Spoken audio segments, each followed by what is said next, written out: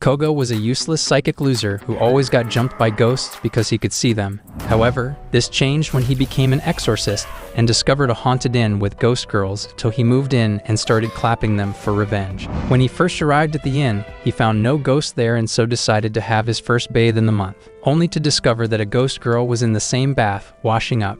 The ghost was shocked he could see her and being embarrassed. She rained bath bowls on him, knocking him out cold. He later woke up in the lap of a woman and she introduced herself as Nakai, the innkeeper. And just then, a drunkard named Nanko entered, looking so sus that it almost made Kogarashi wet himself. A dagger suddenly came flying across his face, and he realized it was from a girl called Sakiri, who was pissed that he was looking at Nanko's well-rounded melons. Finally, this cat girl called Yaya came out from under the table, just over his plot region, and it was then Koga realized the inn was not really haunted with spirits. There were just a bunch of freaky psychos. Later, when he got to his room, he found a pair of cakes shooting out from the wall, and realizing it was the same ghost girl from the bath. He pulled her out till she sat on his face. The girl introduced herself as Yuna, a ghost bound to the inn, and seeing how nice she was, he thought that exorcising her would be difficult since the only method he knew to use was punching. Following that, she arranged the futons for the night, and they both laid down to sleep. However, Bro struggled because his magnum wasn't calm. Knowing there was a girl in the room, she asked him why he came to Uraji Inn, and he narrated how his life had been miserable before now because his body was a vacation spot for spirits. He hated evil spirits because of this and was on a mission to defeat them so he could get back his normal life. Yuna told him she was happy he came here because this was the first time he was speaking to a human who wasn't scared of her. He then asked her what her lingering regret was because his mentor had once told him that spirits tend to turn evil after sticking around for long, and it would be better if her lingering regret was resolved so she could ascend before it was too late. She was surprised he was worried for her, but then a little rat suddenly appeared out of nowhere, immediately scaring her and suspending everything in the air immediately, including Koga. She quickly apologized that things like this always happened whenever she was shaken. Koga suddenly hit the floor again, but this time, he was on top of her as her plot armor gave way for her melons to say hi. She got embarrassed again, instantly activating her power and throwing him out to the window.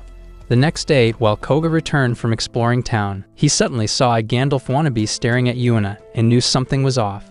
He started running for the inn immediately. However, Gandalf was already in the room, trying to forcefully send Yuna to heaven before she turned evil. Koga got to the room's entrance at this moment, and seeing that he was just a Guma monk seeking to exorcise her, he thought maybe this was the best thing for her. However, as she writhed in pain, she suddenly stated she didn't want to go yet because there were still many things she wanted to see and do, and that she had just made a new friend whom she had yet to know. Koga immediately pitied her and intervened by grabbing the lightning and breaking it. The monk got angry and attacked Koga, thinking he was protecting her because they were doing unholy things together, but Koga knocked him out with one punch. He then told Yuna he had decided to help her resolve her lingering regret, making her break into tears because no one had ever told her this. However, they suddenly heard the monk's grunt, and as Koga tried to protect Yuna, he mistakenly grabbed her milk pack, immediately causing him to be thrown off again into the other girl's bath. Seeing him, Sakiri almost ate him alive. The next day, Koga woke up and found himself in the air with Yuna, lying on his chest uncensored, scaring him. They fell off into the river below, and following this, Koga was walking along the hallway, done with all these crazy things. But Yuna pleaded, stating she would start sleeping far away from him. However, he told her he would prefer to be chained instead. Sagiri overheard this and thought he was saying something naughty, so she offered to chain him instead with a threatening tone. He joined them at the table and stated how surprised he was that they could see Yuna, which was no wonder they didn't feel threatened in the end. He became suspicious that they could all be ghosts, but Nanko replied that she wasn't by showing him a view of her plot. However, the naughty idiot told her ghosts became unrecognizable if they had stayed around for a long time, so Nanko grabbed his head and shoved it into her melons to clear his doubt. He quickly moved away because she smelled like your unwashed underwear, and Yuna said it was because of her drinking habits. Sagiri got angry for no reason and attempted to out him, asking Yuna if he had done any naughty thing to her. Yuna instantly remembered some of their sus moments and instantly became embarrassed, lifting all the objects in the room. Knowing what this meant, Sakiri immediately tried several attempts to send Koga to the afterlife. However, he boldly stated that he had no plans to move out of room 4, and whereas he had promised Yuna to ascend her to heaven. Hearing this, the girls became sober, realizing that it was true Yuna would one day need to ascend. A few moments later, they suddenly heard a yell from outside, and upon checking, they discovered it was the Goma monk from yesterday. He had come with his clan to fight to exorcise Yuna by force. The thirsty Baldies saw the women and got permission from their leader to do to them as roughly as they wanted. Seeing this, Koga told the girls to hide while he handled this since it was his fault, but they shockingly stepped forward and started wiping the floor with the monks' behinds, using their respective powers, while Koga just watched in awe. Finally, Nakai entered the chat and activated a mysterious power that instantly gave all the monks good fortune, and they immediately quit their jobs. Koga was confused, but Yuna explained that Nakai was actually a protective household deity who manipulated luck. Bro got excited and asked Nakai to share some luck with him also, so he could revive his red crypto portfolio, but Sagiri advised him against it because the power only used up the future luck the beneficiary already had, and they couldn't be sure if Bro even had any luck ahead. Afterward, they all officially welcomed him to the inn. The next morning, Koga woke up to Yuna's cookie in his mouth, but while he tried to remove himself from under her so he wouldn't trigger her destructive powers, she suddenly woke up, and embarrassed, she threw him out of the window again. Afterward, she apologized to him for always doing that to him as they walked to the diner. Meanwhile, Koga suddenly found a cute cat and grabbed it so he could stroke the cat. Yuna tried to warn him, but he brushed off her alarms, and the cat instantly transformed into Yaya, shocking him. Sagiri appeared at this moment, boiling after seeing his cultured acts scaring Koga, who immediately tried to explain himself, but Yaya made things worse by saying he had deliberately grabbed her. Following this, Nakai reported that she received a petition requesting that Koga be sent out of the inn for good, and to decide if this would be granted, they had to hold a competition. The winner would get to decide whatever they wanted for the loser. Nakai revealed the competition was ping pong, and Yaya and Sagiri formed a team against Koga and Yuna. Koga rebutted that he hated this game, which gave Yaya and Sagiri some sense of confidence, but the moment they started the match, they realized that dude was just capping earlier. He was a pro. Koga then revealed that he had once been possessed by a ping pong coach who put him through some very rigorous training, which he really hated, but thanks to it, he had become a national level expert. Hearing this, Sagiri got serious and cloned herself into 5 before unleashing a deceptive serve. She told Yuna she was going to save her from the immoral idiot as she made another serve, but while Yuna tried to defend him, she remembered their sus positions and became embarrassed, returning all the balls successfully. Koga was surprised by this and encouraged her to keep doing that. However, after a series of back and forth with the two teams in a tie, Yuna's power stopped activating since she was already used to the embarrassment. Sagiri made a last serve that would decide the winner, and thinking fast on what to do, Yuna decided to show Koga her panties, instantly making her embarrassed, thus throwing the ping pong table over. The service landed on the ground, and Nakai declared Koga and Yuna the winners. However, Yuna became really embarrassed and threw everyone out through the window. When they returned to the room and were rearranging, Sagiri told Koga she wouldn't try to kick him out again, but if he ever did anything to hurt any of them, getting kicked out would be the least of his worries. The two girls then tried to carry a table, and Koga offered to help, but the idiot tripped and fell, holding their melons in the process. This led to a thorough beating that almost sent him to heaven. The next morning, Yuna woke up and immediately went into panic mode when she realized Koga had vanished. This girl started spiraling, thinking he had dipped because she had been acting like a complete menace, so she began searching the entire place like a lost puppy. Thankfully, Nakai had to break it to her that the dude just went to school for his entrance ceremony. At school, Koga was living his best life, finally achieving his dream of attending a normal school after years of getting absolutely wrecked by random spirits at every previous school. Bro had trained himself to become a spirit medium just so he could one-shot any ghost that dared to mess with his peace. But of course, his celebration got cut short when Yuna showed up, and he watched some random student walk straight through her, reminding him that normal people couldn't see her floating around. In the classroom, an absolute waste of space. He introduced himself and started gushing about how blessed they were to have the school's supposed hottest girl, Shisaki, in their class. Meanwhile, Koga looked at this girl and saw absolutely nothing special because she had the appeal of expired milk to him. That's when he noticed Yuna acting sus and trying to peek under Chisaki's skirt. He desperately tried to stop her, but Yuna's chaotic energy won, and since nobody else could see the ghost girl, everyone assumed Koga was the one being a creep.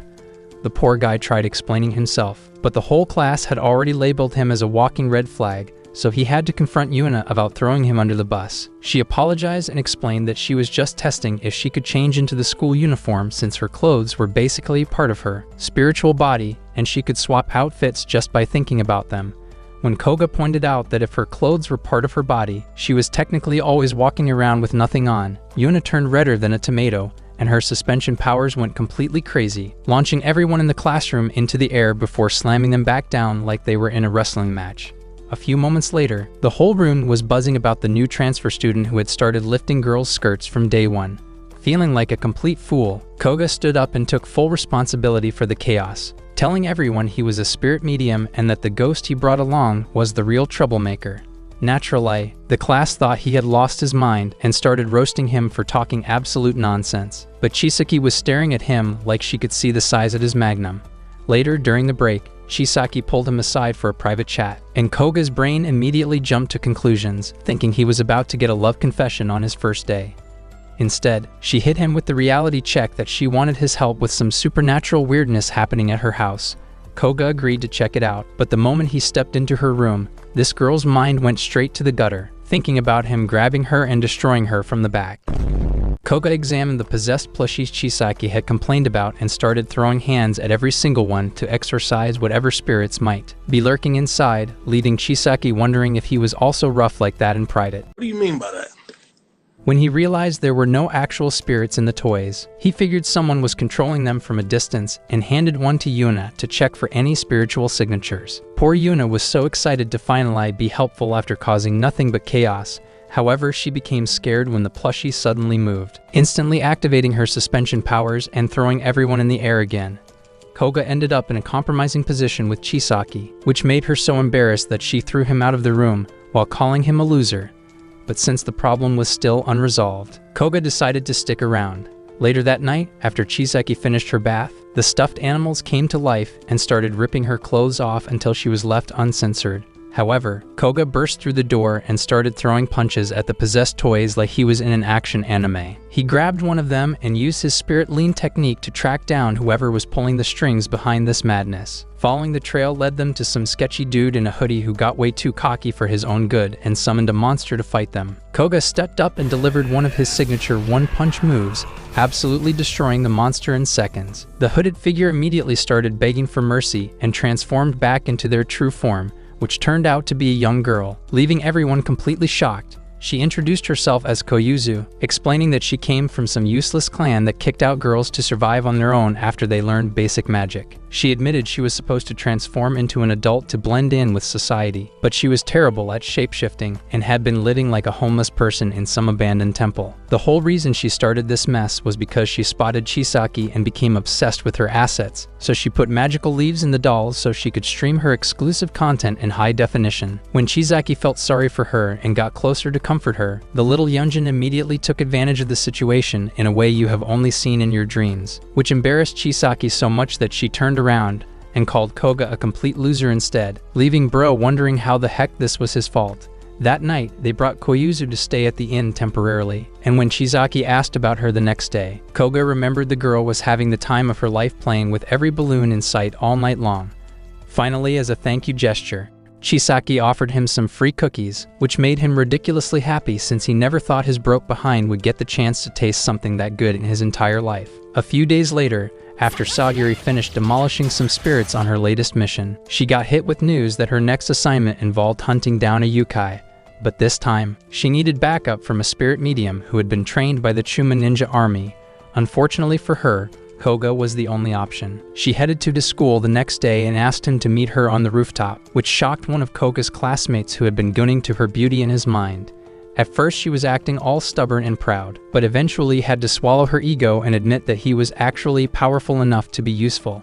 She wanted to hire him for this mission, but told Yuna she needed to sit this one out because things were about to get spicy and dangerous. That night, Koga showed up at their meeting spot, wondering just how terrifying this yokai had to be for someone as overpowered as Sagiri to need his help. When Sagiri finally appeared, she handed him some clothes and told him to change into them because it was needed for the mission. After he got dressed, she dropped the bomb about some cultured yokai running around the park, targeting couples and getting way too touchy with them. The reason she called him was so they could pretend to be a couple and use themselves as bait to lure this creepy monster out of hiding. She explained that this particular yokai was obsessed with munching on clothes that had absorbed human pheromones, which was absolutely disgusting even by monster standards. When Koga asked if the clothes she gave him offered any protection against the yokai, she casually said no because they actually needed the monster to be attracted to them. This made him realize that if their clothes got destroyed, he might end up seeing her in all her glory, which caused her to immediately threaten to send him to the afterlife. But then she surprised him by saying she wouldn't mind stripping in front of him if it meant saving all the women who were getting harassed by this naughty monster. They began walking around, and after walking for ages without seeing any sign of the yokai, Koga suspected that the monster could probably sense Sagiri's intense murderous intent from a mile away, so it went into hiding. Meanwhile, Sagiri didn't think so. Instead, she said she was built more like a jigachad than a cute girl, so the yokai probably looked at them and saw two dudes taking a casual stroll instead of a romantic couple. Hearing this, Koga suggested they should link arms to look more convincing, and the moment they did, a thick fog rolled in and covered them completely. Not even sure if they were in the rainbow party. Their clothes immediately started dissolving, and Sagiri jumped out of the fog to see what was happening while Koga stayed inside, trying to fight whatever was causing this mess. He quickly spotted the source of the fog and launched a devastating punch that cleared the entire area, shocking Sagiri, who had always assumed the most impressive thing he could do with his hands was touch melons. The fog revealed its true monstrous spider form, and Sagiri wasted no time charging at it with her ninja daggers, slicing it to pieces in seconds. But as she was falling from the sky after her attack, Koga rushed to catch her, and all her plot spread open right before him on a platter. Sagiri became embarrassed and unleashed her wrath on him again. After changing back to their original clothes, Koga mentioned their fancy clothes, which were now torn, but Sagiri told him she didn't love them anyway.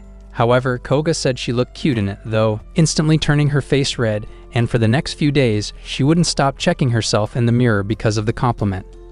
The next day, during lunch, Koyuzu was praising Nakai for her amazing cooking skills, but Nakai had to break the bad news that she was leaving for an important trip, and they would have to handle all the cooking duties themselves until she got back. After she left, everyone tried to split up the kitchen responsibilities, but they all ended up creating absolute disasters. And finally, grilled fish was served. When they tasted it, they were blown away and wondered who made it, only for them to discover it was Koga. Everyone was completely stunned, and he explained that he had once been possessed by a professional chef who taught him everything about grilling and cooking. When Yaya tasted his grilled fish, she was so surprised by how incredible it was that the next day she started following him around like a lovesick puppy. He had no idea what was going on, but no matter how hard he tried to avoid her, she kept tracking him down everywhere, even to the bathroom. Because what good was fish when his meat was big enough? Later, while they were sitting together, Yuna noticed that Yaya had been acting like this ever since the day Koga cooked, which made him realize she was just desperate for another grilled fish. He made some more for her and brought it over, but instead of eating it herself, she fed it all to her yukai, Nekogami, surprising him because he had no idea she was taking care of the creature this whole time. She thanked him sweetly and asked if he could make the grilled fish for her again, and he happily agreed. The next day, Yaya still continued following him around everywhere, making everyone wonder if it was still fish she wanted or wanted him to grill her instead. The following week, Chisaki showed up to interrogate Koga about Yuna, being nosy about what this mysterious ghost girl actually looked like. She asked if she could snap a photo to see if the camera would pick up anything, but Yuna told Koga to relay that she hated taking pictures because she always looked scary. However, Chisaki wanted to talk with her, but Koga told her it would take 10 years of training and near-death experiences to be able to talk to ghosts.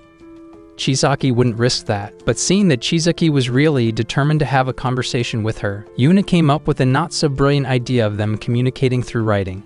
The two girls kept chatting throughout class, which left Chisaki completely distracted and Koga sitting there, wondering what kind of gossip session was happening right between these two. Their conversation shifted to talking about Koga himself, and Chisaki was shocked to learn that Yuna was actually living in the same room as him. Chisaki became jealous and stupidly asked if they were dating.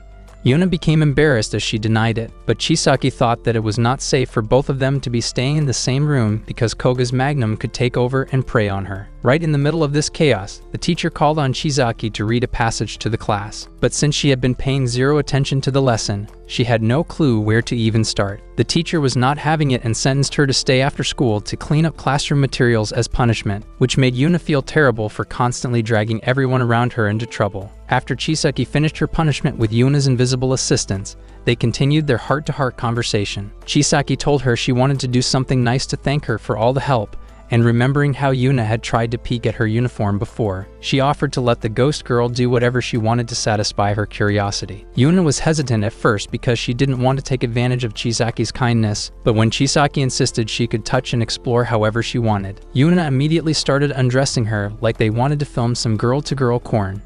After getting a thorough examination of Chisaki's goodies, the poor girl became sad that she wouldn't be able to see how Yuna looked in the school uniform, but Yuna grabbed Chisaki's hand and guided it so she could feel all her curves. That's exactly when Koga decided to check on them, and the sudden interruption startled both girls so much that they collapsed on top of each other in a compromising position. Bro saw them this way and immediately suffered an existential crisis.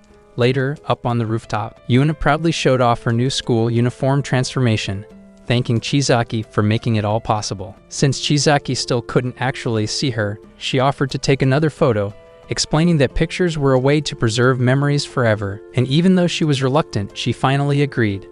But when Chisaki checked the result, she discovered that Yuna looked like something straight out of a horror movie. She managed to keep her composure and quickly applied every filter she could find to make the image less terrifying. Seeing the improved photo made Yuna incredibly happy, and she thanked Chisaki for being so thoughtful.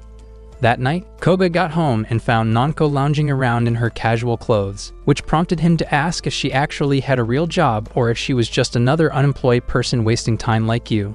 Just then, some crazy editor showed up at their door, revealing that Nanko was actually a manga artist who was dangerously close to missing a major deadline. Nanko admitted she hadn't made any progress and begged Koga to help her finish the project. Nanko started working on her manga at lightning speed, while Koga and the editor provided moral support from the sidelines. As she drew, she suddenly began to act like a psycho because of how ridiculous the plot was. Eventually, she got stuck on a questionable scene that showed the main character getting way too handsy with the girl, and they decided Koga should help by posing as a reference model, shocking him. They both changed into school uniforms to recreate the scene, and while Koga was initially shy about the whole thing since he was innocent and would never touch a girl deliberately, Nanko told him to grab all he could while he got the chance. So Bro thought about this and instantly went beast mode, abandoning his manners and getting way more intense than necessary, like he was about to devour her completely. A few hours later, Koga noticed that she hadn't touched a drop of alcohol since starting work, which was extremely unusual behavior for her, considering she was an addict. He asked her if she really loved her job, and Nanko began her once-upon-a-time story. She used to be a yokai hunter just like Sakiri, but during one particularly dangerous mission, she had a near-death experience that made her realize she actually valued her life too much to keep risking it for such a dangerous career. Nanko finally finished her work, and while Koga tried to excuse himself, she held him back and began to drink like she had a mission to destroy her kidneys. This also came with stripping into her creation state, but Nakai wasn't even surprised by this behavior since it always happened every single time Nanko completed a project.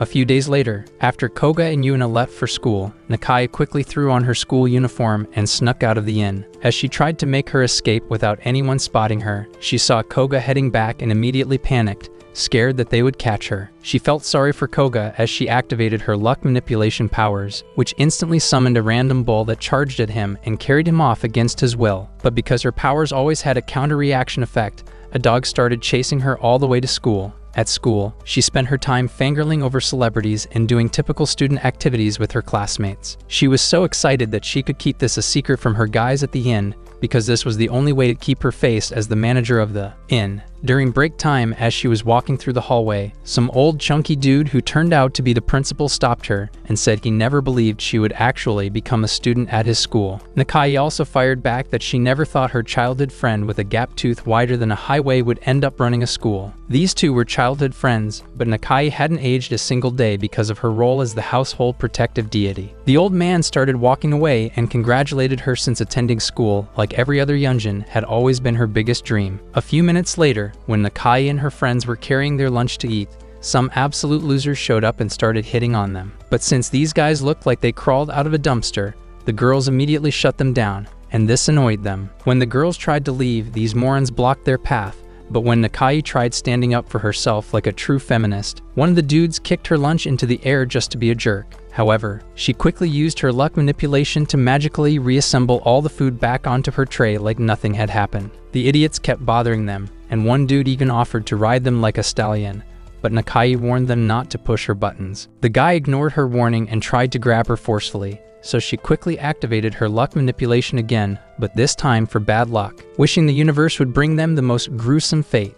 Just then, Koga appeared as their personal nightmare and told the dudes to stop the crap they were doing to the girls. They wondered who the heck he was and tried to attack him, but he beat them blue-black and had them running off with their tails between their legs. Nakai quickly covered her face, shocked that Koga was the bad luck or power set for those dudes, and also her own bad luck too, the counter-reaction of using her power.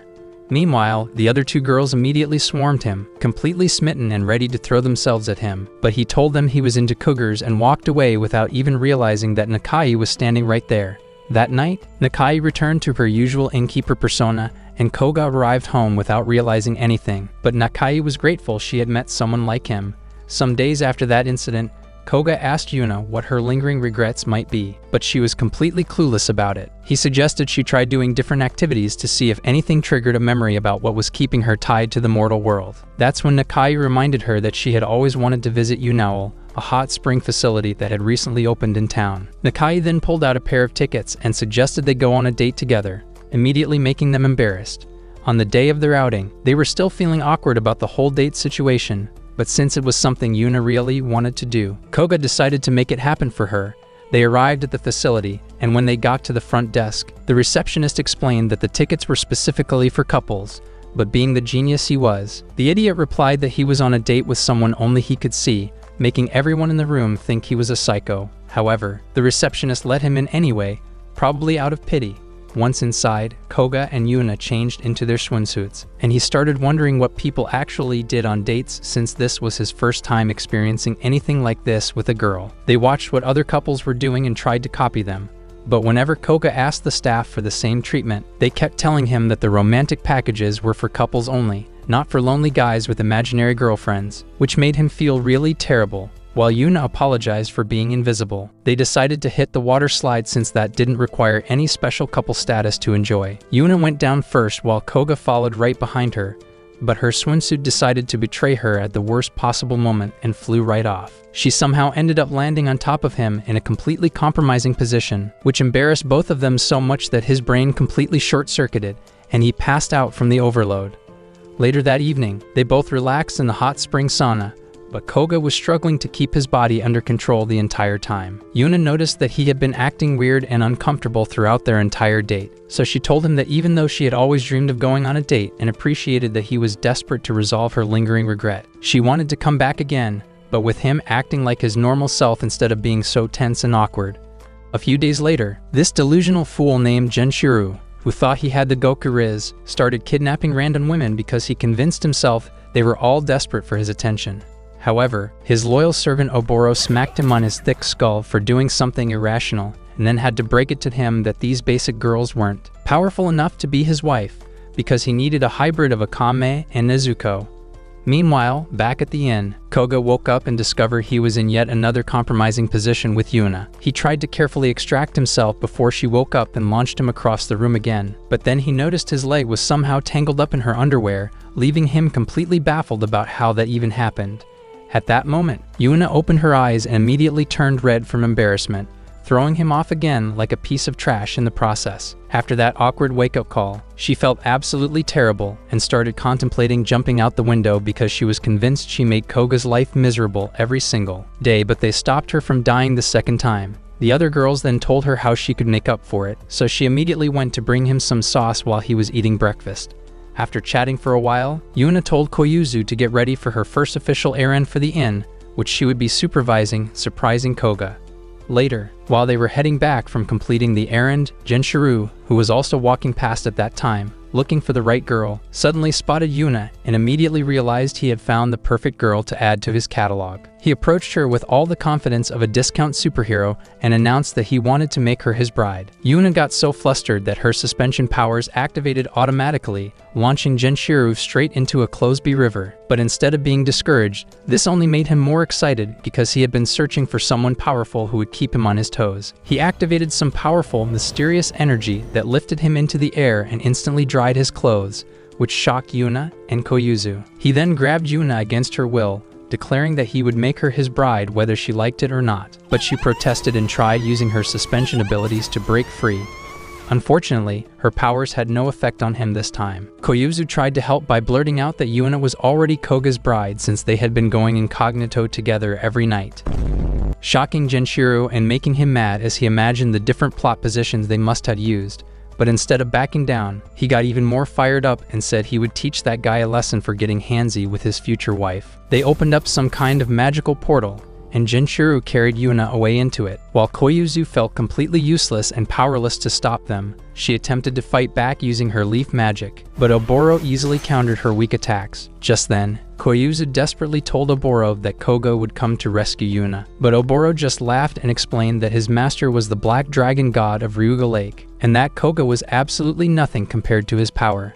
However, Yuna begged them not to hurt her, and then told Koyuzu that they should not come and save him, fearing that Koga might be in danger. They soon disappeared through the portal with Yuna, leaving poor Koyuzu crying her eyes out. On her way back to the inn, Koyuzu ran into Koga and Sakiri and explained everything that had happened, feeling guilty for being the cause. But Koga told her it wasn't her fault. Koga immediately started preparing to go and save Yuna, and Koyuzu immediately shrank in size, volunteering to come along to help also. Sagiri tried to warn him that the Black Dragon God was classified as an actual deity because he was considered too powerful for even the Chuma clan to defeat. But Koga couldn't care less about some overhyped mofo and insisted on going anyway. Seeing how determined he was, Sagiri decided she would join him too, however not as a Chuma ninja now, but as Yuna's friend who wanted to help.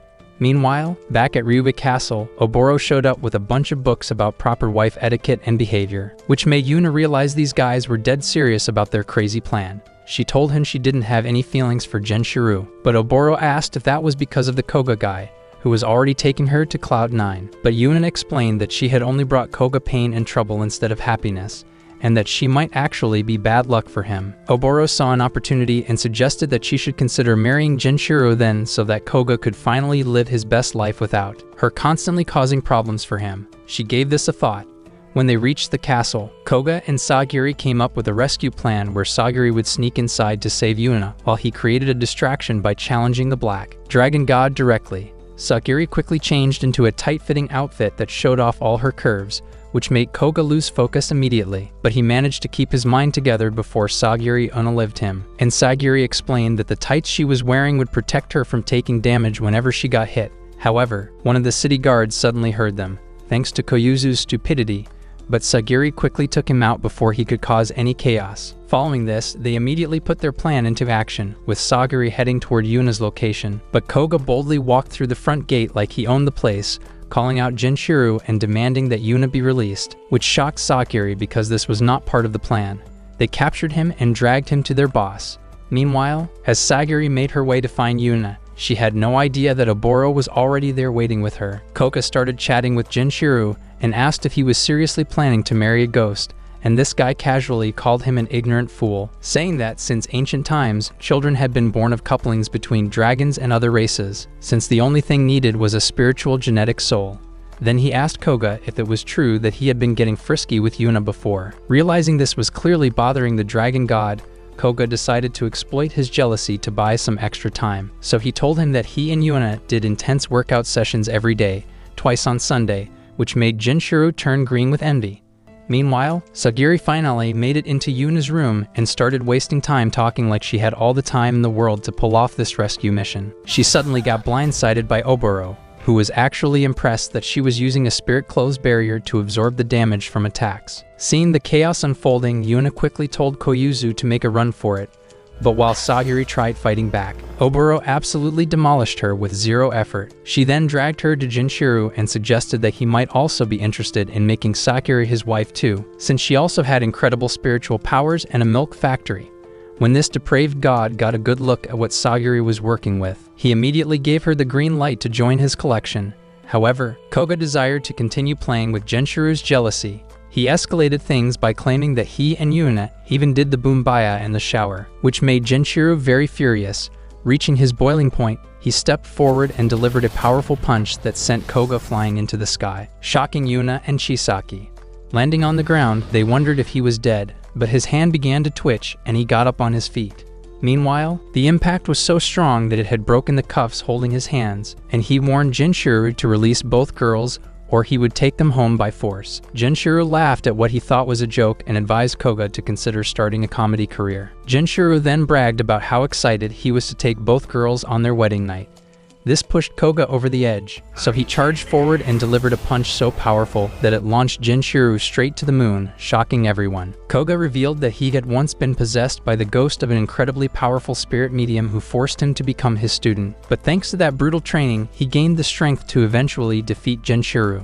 However, the only thing he wouldn't punch was women. Everyone was absolutely shocked that he could actually beat the Black Dragon God, and most of the subordinates started thinking about dipping. However, Oboro remembered the promise she had made to Jinshiro's mother to help make the Ryuga clan stronger, so she told everyone not to worry, she would handle this mess herself. She immediately unleashed her full power, and Koga responded with his devastating punches, which Oboro had to dodge carefully because she knew one direct hit would send her to the Shadow Realm.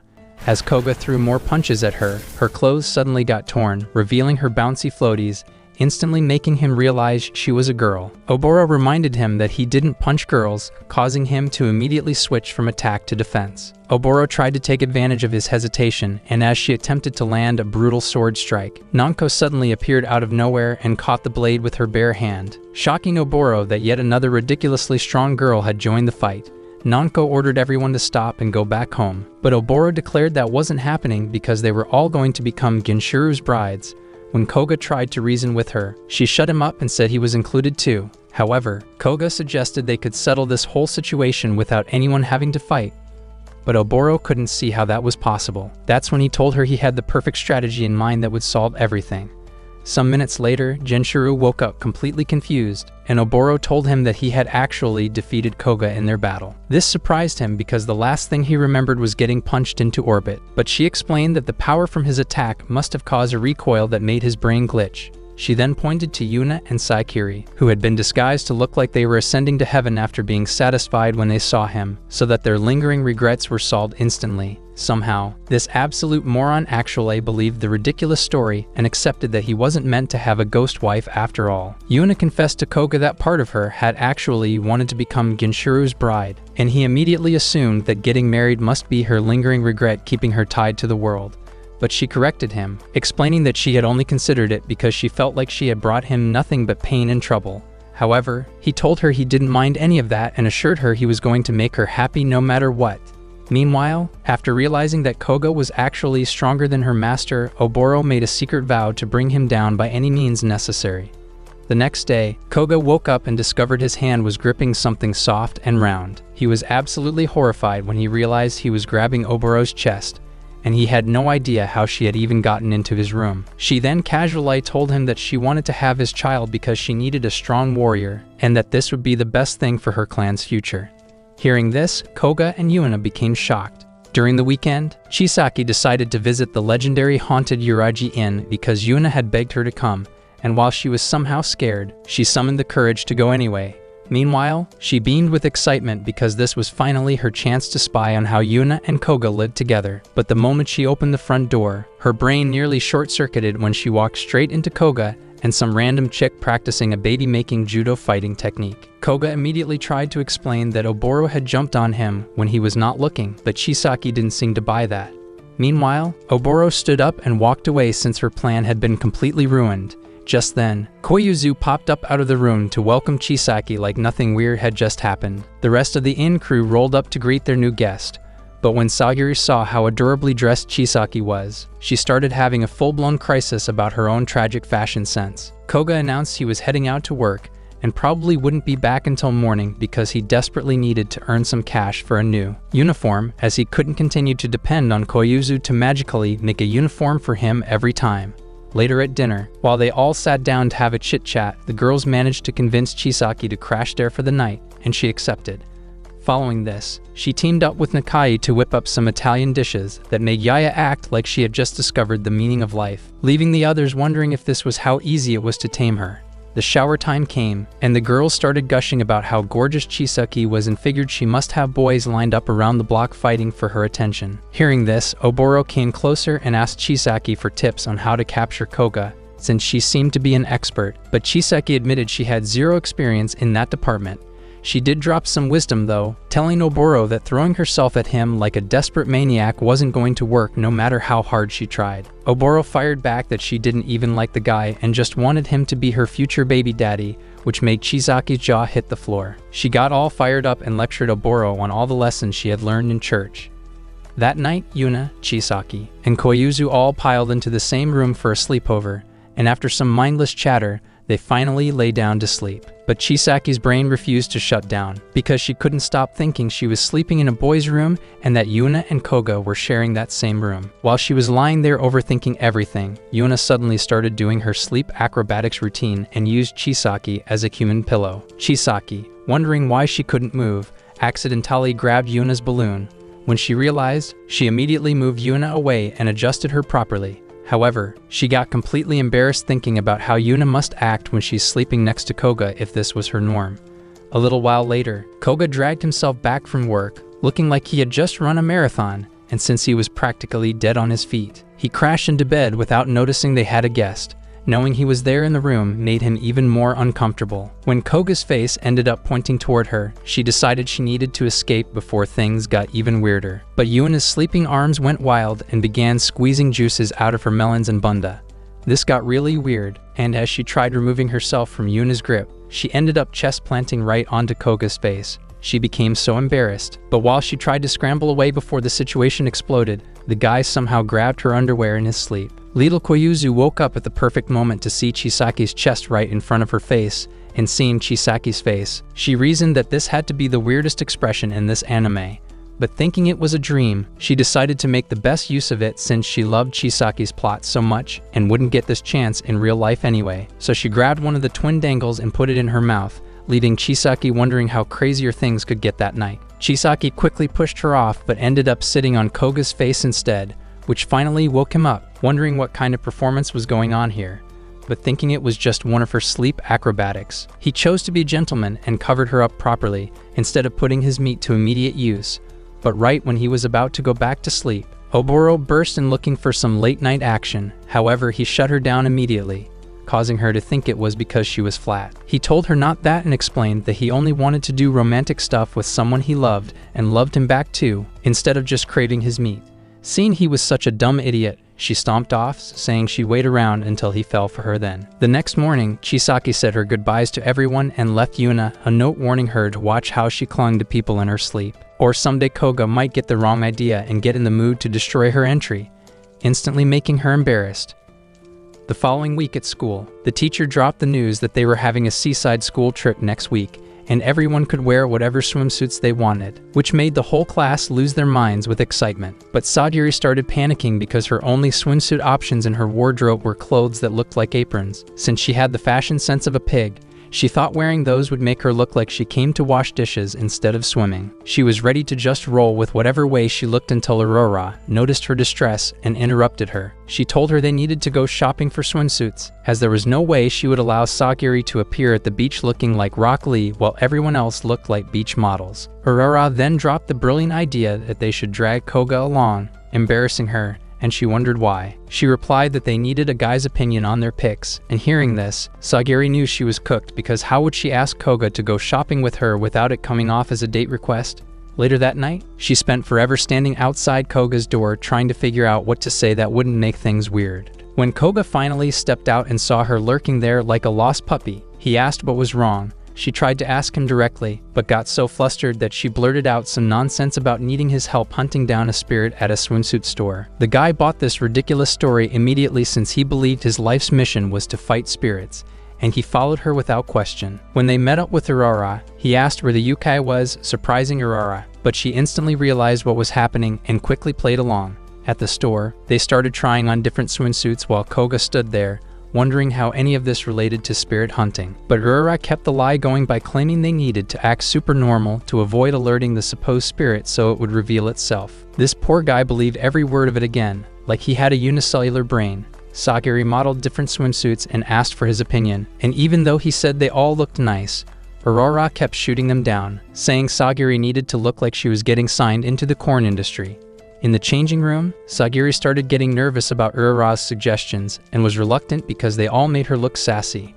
but Urara, trying to convince her, grabbed her bazookas and started playing with the pointed triggers, telling Chisaki she needed to show off what her mother's genes gave her.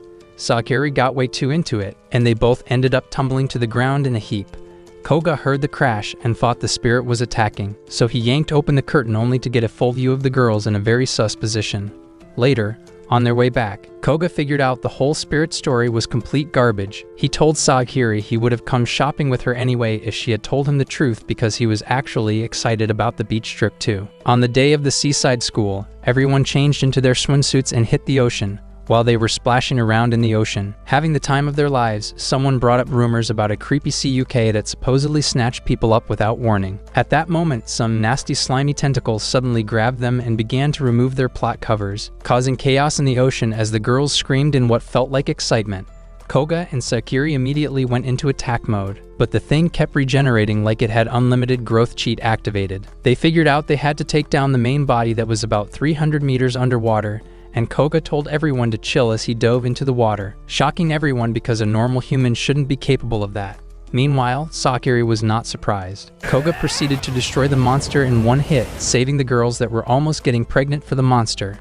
After the rescue, the girls tried telling their classmates what really happened, but everyone thought Koga had somehow brainwashed them into believing his fake hero act. Chisaki and her friend felt bad about this whole situation and decided they wanted to help make sure Koga got the credit he deserved for being an actual spirit medium. They came up with what seemed like a genius plan where Urara and Sakura would fake summon a monster during that night's test of courage activity. Then Koga would defeat it in front of witnesses who would spread the word to everyone. It sounded foolproof until that night when they all paired up, and as they walked through the forest, an actual real monster suddenly appeared out of nowhere, scaring everyone out of their minds. A few minutes before the monster appeared, two total losers were wandering through the forest whining about how they wished they got paired with Chisaki instead of being stuck together. They stumbled across a random rock, and one of these fools decided to kick it over for absolutely no reason, which immediately released a monster that had been locked away for who knows how long. The creature tried to chomp down on them with its teeth, but Koga swooped in like a hero and let the thing bite his arm instead, shocking everyone watching. The monster got all excited thinking it scored an easy snack and bragged about how it was going to snap his arm clean off. But when it actually tried to bite down harder, its own teeth started cracking like cheap plastic, leaving the monster wondering what the heck was happening. Koga calmly asked the two morons if they were the ones who knocked over the rock, and they sheepishly admitted their stupidity. Then he got down on his knees and apologized to the monster for disturbing its beauty sleep. He made the two idiots join him in apologizing, and the monster suddenly realized that Koga was way stronger than whoever originally sealed it in that rock. Rather than pick a fight it couldn't win, the creature decided to go back to being sealed like a good little monster. Everyone stood there amazed that Koga solved the whole problem without throwing a single punch, and the two guys finally apologized for doubting him all this time. Later that night, after the girls had some intense sauna battle with all kinds of plot sizes, they ran into Koga and his buddy who asked if they could sneak into the girls' room later for some late-night fun. The girls immediately shot down this ridiculous idea, but then Yuna got all excited saying she always wanted to experience boys sneaking into their room. While the girls played card games in their room, they wondered how the guys would even get in since two teachers were guarding the entrance like prison wardens. But Koga suddenly appeared at the window later, carrying the other guy like he was delivering pizza, leaving everyone wondering how he pulled that off. He explained that he once got possessed by the spirit of some professional rock climber who taught him all the tricks, and everyone wondered why he had been possessed by so many spirits. They all started playing games until they heard a teacher coming, so everyone dove under the blankets pretending to be fast asleep. The teacher walked in and started looking around suspiciously, while Sadie, Chisaki, and Yuna all squeezed into the same blanket with Koga like sardines. Dude was wondering why Yuna was even hiding since nobody could see her anyway, but she was too busy pressing against his chest and embarrassed while at it. She almost poured from her floodgates just from lying down on him, which made the teacher even more suspicious, but Koga quickly grabbed her before she exposed them all. However, she got way too heated and her ghost powers activated again, launching everyone into the air like they just bounced off some invisible trampoline. But before the teacher could realize what was happening, Koga grabbed the other dude and went straight out to the window in a split second. So the teacher didn't find anything suspicious. The following day, while Yuna and Koga watched some sea creatures in the aquarium, some dudes came over to ask him if he had asked Chisaki to dance with him for that night's campfire dance. But when he replied no, they were so excited and ran off to meet her immediately. Yuna then tried asking him if he could dance with her, but she changed her mind and told him not to worry. Later that night during the festival, Yuna got hyped up because she loved to dance, instantly making Koga realize that this was what she was trying to say earlier, so he offered to dance with her. As they danced, the other students wondered what he was doing since they could not see Yuna, but Chisaki suspected he was dancing with her. Meanwhile, Yuna was embarrassed, worried everyone might think he was a psycho for dancing all by himself, but he told her he could see her, instantly make her blush. The following week after their beach adventure, Koga, Sagi, and Yaya were hitting the books studying for a test when Oboro randomly walked in and started massaging Koga's back with her soft pillows, shocking everyone in the room. Afterwards, she tracked down Koyuzu, who apparently knew all about magic spells, and begged her to whip up a love potion she could use on Koga. Meanwhile, Nanko showed up in the study room looking suspicious with a lollipop in her hand, which she started licking until the lolly creamed. Yuna finished making parfaits for the study group, and as she headed to deliver them, Koyuzu and Oboro intercepted her and offered to help carry them. Koyuzu secretly added the love potion to one of the parfaits and told Oboro to keep track of which one it was so she could make sure Koga got the right one. But as they walked to the study room, Nanko suddenly grabbed one of the parfaits and tried to eat it, though Oboro managed to convince her to put it back, asking her to go ask Yuna for hers instead. When she finally got to the study room, Oboro realized the parfaits had gotten all mixed up when Nanko returned the one she carried earlier, and she had no clue which one had the love potion anymore. She just served them randomly and hoped for the best. Several minutes after everyone finished eating, Sagiri suddenly started acting super weird around Koga and wondered what was going on with her. She somehow eventually got on top of Koga's lap to show off her assets, making Oboro realize that Sagiri had eaten the love potion by mistake. The effects wore off pretty quickly, and Sagiri became completely embarrassed that she did all of that even though she had always clamored for morality. So she ran off to hide in her room, and while Koga went after her to make sure she was okay, Oboro remembered Koyuzu warning her that the love potion would only work if the person already had some feelings for the target to begin with, which only meant one thing: Sagiri was in love with Koga. The following week, Yuna woke up first that day and was shocked Koga was sleeping so calmly with his hand on one of her melons. She tried to remove herself before she got in the mood and threw him off again, but this creepy loser placed his other hand on her second melon, instantly triggering her and throwing him off the room. Later that day, Koyuzu was leaving for Chisaki's place, Yaya was going on another vacay, Sakiri was returning to her village, and Yaya was headed wherever the heck, leaving Koga alone at home with Yuna and the two other crazy girls. Just after they all left, Nanko received a call from work, and she begged Koga and the others to help her this again, annoying him that she was late again, but she promised to take them on a luxurious vacation. After completing a project, they headed to a beach house in Hawaii to celebrate actually finishing her work on time for once in her life. While they were chilling at the beach, Koga started getting naughty with the girls in the name of massage, and when it was Yuna's turn, he accidentally slipped his hand somewhere it definitely shouldn't have gone, making her face turn every shade of red. So she launched him into the sky like a human rocket again. But while he was flying through the air, he spotted some mysterious ghost lady standing on a cliff looking all dramatic and sad.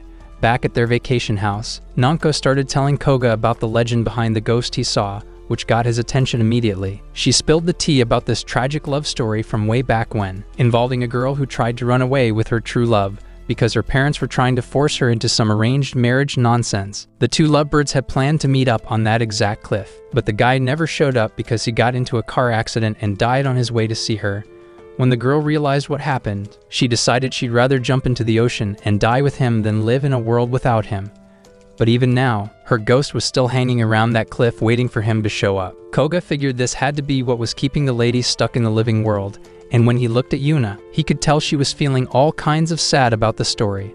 So he decided to play Cupid and help these dead lovebirds finally meet up. They headed straight to the cliff to meet the ghost girl, who introduced herself as Omni. When they asked where they could find her boyfriend, she pointed across to the other side where he had crashed. This made them wonder why she hadn't just gone over there to meet him if she knew where he was. But she replied that she was a bound ghost, so she couldn't leave the cliff even though she wanted to. Yuna was surprised to hear this since, unlike Ami, she could move around anyhow she wanted, and they attributed this to the fact that she had been around for a long time. Yuna and Koga tracked down the guy, Yasuhisa, to see if he was also trapped somewhere, and he admitted he was too scared to face her because she turned into a complete monster when she got angry. Yasuhisa felt terrible that he was the reason his girlfriend died and couldn't handle the guilt of looking her in the eye. Hearing this, Koga warned him that they both needed to move on, or they'd turn into evil spirits if they stayed stuck here much longer. The guy was ready to give up and head home since these two dead people seemed like they weren't serious about fixing their relationship. But Yuna delivered some next-level motivational speech that convinced him to go back and try again. So Koga came up with a backup plan and told Yasuhisa that he had to force Ami to move on using his forced ascension exorcism before she became an evil spirit. This finally gave Yasuhisa the courage to face his girlfriend, but when he showed up, Ami welcomed him with a series of punches that would make professional boxers jealous, shocking the two relationship counselors watching the whole drama unfold. Eventually, the couple worked through their issues and ascended to heaven together in a very loving way, which made Yuna thrilled. Meanwhile, Koga started feeling down because he still had no clue what was keeping Yuna stuck in the living world. Even though they'd been roommates for a whole year, he asked her to tell him about her life before she died, but she said she couldn't remember anything from her past at all. All she could recall was suddenly waking up at the inn one morning and meeting Nakai for the first time. Nakai even gave her the name Yuna. While this was happening, Nanko and Oboro were wondering what the two were doing outside so late at night. But they were amazed that Yuna was on a completely different level from other ghosts they'd seen, and they figured she must have been some incredibly powerful spirit medium when she was alive. Yuna finally told Koga that she was genuinely happy with all the friends she'd made at the inn, and wondered what other lingering regrets she could possibly have, leaving Koga speechless. The next morning, Dude woke up from a bad dream where he was trying Yuna from being sent to the fire, but he realized he had just grabbed her plot again, leaving him to his usual fate. Later, they both were playing outside, and Koga was determined to prevent her from turning evil and stay by her side till when she finally ascended to heaven. If you enjoyed this recap, smash the like button and comment sus in the comment section. Also subscribe to the channel if you're yet to for more action, plot-filled adventures. If you want another anime recap like this, watch this video right here.